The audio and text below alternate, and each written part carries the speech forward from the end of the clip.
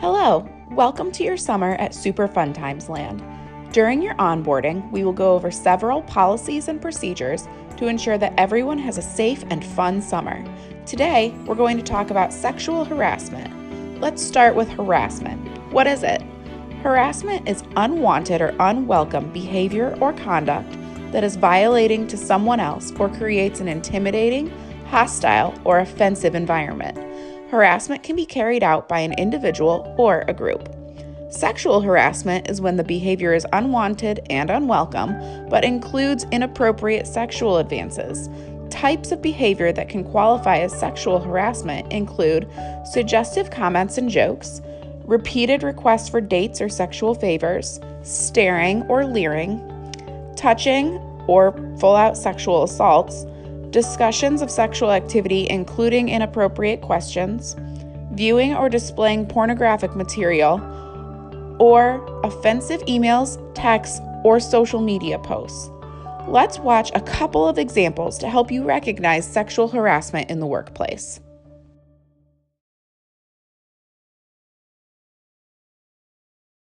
You thought about where you might be summer associate? Oh, not really. I know it's very competitive. Well, you know what competition's really about, don't you? It's about ferocity, carnage, balancing human intelligence with animal diligence, knowing exactly what you want and how far you'll go to get it. How far will L go? Are you hitting on me? You're a beautiful girl. In this example, Elle is subjected to physical contact by her supervisor. This is sexual harassment because it was unwelcome and she was made to feel uncomfortable. Callahan implied that she should engage in a romantic encounter with him if she wanted to be a summer associate because he had the power to arrange that for her. Sexual harassment of this kind is called quid pro quo, meaning something for something in Latin. Callahan used his position of authority and knowledge of her potential career aspirations to try and coerce her into engaging with him. It is still considered harassment even if the victim receives a favor or advantage in return. Remember that physical contact is harassment if it is unwelcome. Touching coworkers or patrons should be limited to the requirements of your position. For example, buckling someone's seatbelt or helping them off a ride.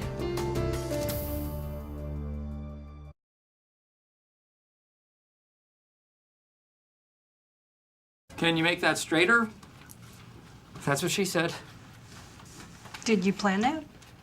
No. Can you make that straighter? That job looks hard. You should put your mouth on that.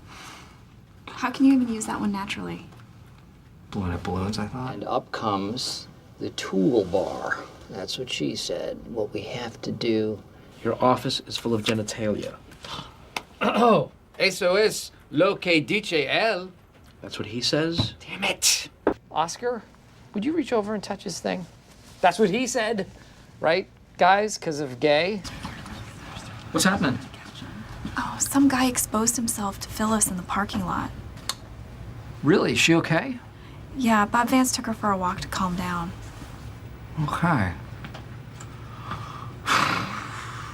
Phyllis, you say?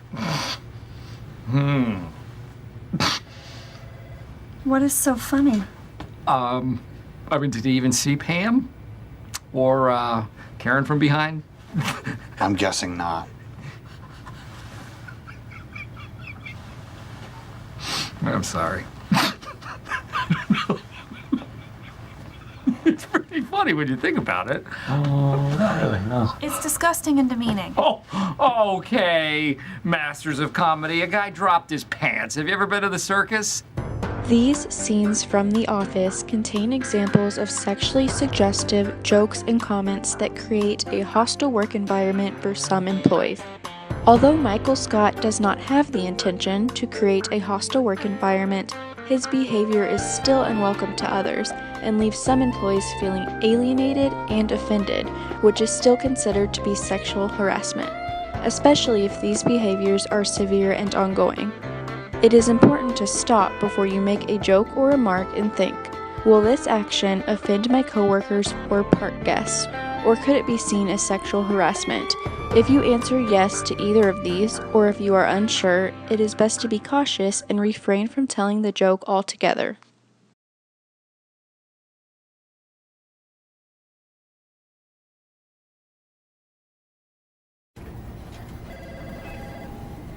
What?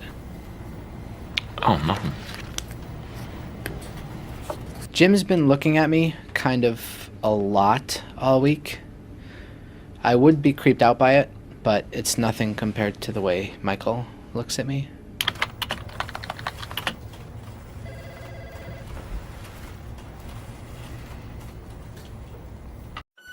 What you have just witnessed was sexual harassment. Michael Scott leered and stared at young Mr. Ryan Howard. What Michael Scott has just done was create a hostile work environment for Mr. Ryan Howard. What Michael Scott should have done was ask himself, is this unwelcome? For our patrons and other co-workers of the amusement park, we want you, as an ambassador of our amusement park, to ask yourselves, before you do anything, is this unwelcome behavior? We express the golden rule here at the Happy Fun Time Amusement Park. We want everyone to ask themselves, is this action or behavior something that I want done onto myself?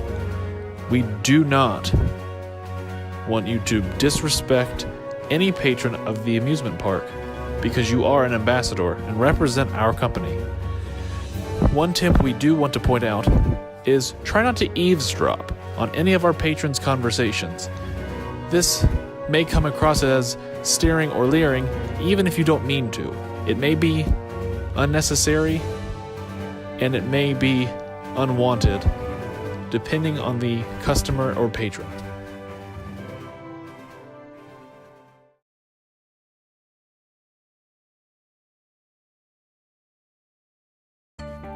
What's up, everybody? My name is Rio, and I'll be talking to you about how social media can be a fun thing to play with during your designated break times and lunch times, but also about how it can get you into some serious trouble. How many of you like Marvel movies? Awesome. Me too. How many of you all have a Twitter? Awesome. Me too. James Gunn, director of Guardians of the Galaxy Volumes 1 and 2, also has a Twitter. Sometimes he uses his Twitter to spread some great, positive messages related to his work like this. But other times, he says some pretty crazy stuff. I'll spare you the details, but I googled some of the tweets in question, and let's just say I was relieved that I was on my home computer. James Gunn, a highly successful director, was fired from the third installment of a hit series because of some offensive tweets that he claimed to be jokes. This example shows that no matter what you said, or tweeted, or texted in the past, it takes just one poor joke to get you in trouble. But here at Super Fun Times Land, we want to make sure everyone has a safe, fun time at work. Because we're in the business of fun. Super fun. So please be mindful of what you tweet, text, or post. Thank you.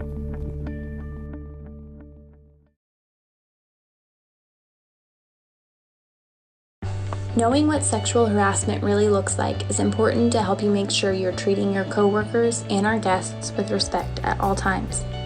But it's also important to know how to report sexual harassment, whether you witness it or it happens to you. There are two ways to report sexual harassment at Super Fun Times Land. The first option is to report the incident to the Human Resources Department. Holly and Toby's offices are located on the first floor of the main building. You can stop in or make an appointment by email to speak with him. Your other option is to call our hotline at 1-800-SFT-LAND. Your report will be completely anonymous. We hope that this training will help you identify and report sexual harassment so that we can all have a fun and safe summer.